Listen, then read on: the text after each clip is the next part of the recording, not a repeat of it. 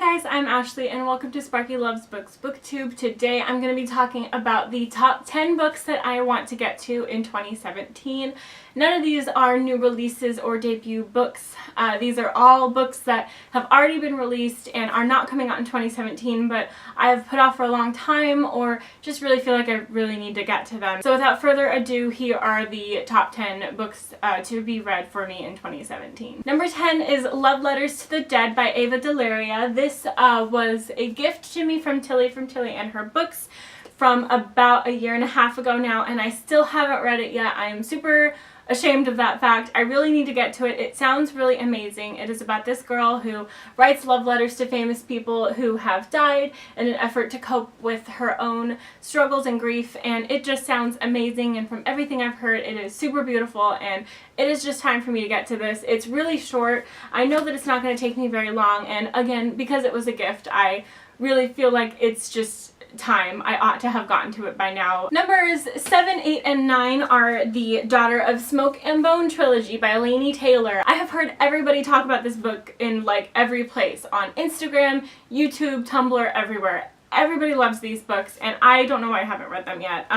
They seem like they're right up my alley. They're YA fantasies, slightly based on mythology, and I surprisingly haven't been spoiled for them yet. I have no idea who all of the characters are, or how it ends, or anything like that. So I'm really looking forward to this. I know that this probably won't take me long because it seems like they're going to be really gripping. So it's time. 2017 is the year. That's going to be the case with a lot of these books you'll see, is it's like, why haven't you read those yet? You've known about them for years. You've owned them for 2 years. What are you even doing with your life? And a very similar case for numbers 4, 5, and 6, we have the Grisha Trilogy, which again, I have owned for over a year and a half now, and just have not read, even though everybody is obsessed with these books and the characters in them, and apparently maybe the Darkling. Is that what this is from? Is the Darkling? I don't know. Everybody loves him. It's everybody's favorite villain, so I, again, haven't been spoiled for these, but I know that everybody freaking loves them, so it's just time that I got around to seeing what all the hype is about, and for me to fall in love with these books as well. And if I read these, I can theoretically move on to the Six of Crows duology right afterwards, which is going everywhere right now around YouTube, so really looking forward to these ones as well. Number 3 is probably the most shameful on my list, to be honest with you, and it is Just One Year by Gail Forman. This is one of like 3 copies of this book that I have. I read Just One Day, oh gosh, 2.5 years ago, and I read Just One Night really recently, but still have not read Just One Year, even though it's a sequel, and Just One Day is one of my favorite books of all time of any genre, and Gail Forman is in my top 5 favorite authors. This is awful, I know, but I don't want this to end. I don't want to know that like their story is done and told, even though this book is out, which means it is over, but I don't want to read about it because that's sad for me. So yeah, I haven't read this yet. I really need to, because what am I doing? Why would I not read this? It's my favorite author, sequel to my favorite book. I just am in denial, basically, so I have to get to this. Number 2, which I cannot find my physical copy of at the moment, is the 6th Vampire Academy novel. I have been slowly making my way through these books. It is my best friend's favorite series, and I haven't finished them yet. I'm currently in the middle of book 5. I'm a little over a third of the way through it, and I really need to just hurry up and finish that and get to book 6, because if it's my best friend's favorite, I really ought to have done it by now, and I have been putting it off for so long, and this year is definitely going to be the year.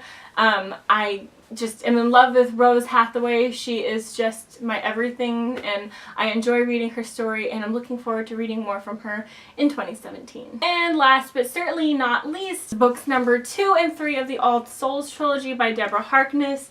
Shadow of Night is number 2 and Book of Life is number 3. I read the first one in summer of 2015 at the request of my best friend. This is her second favorite, or maybe this is her first favorite series of all time, alongside with Vampire Academy, and I just haven't finished it yet. I started the second one immediately afterwards and got 19 pages in and just didn't keep going, so it's time.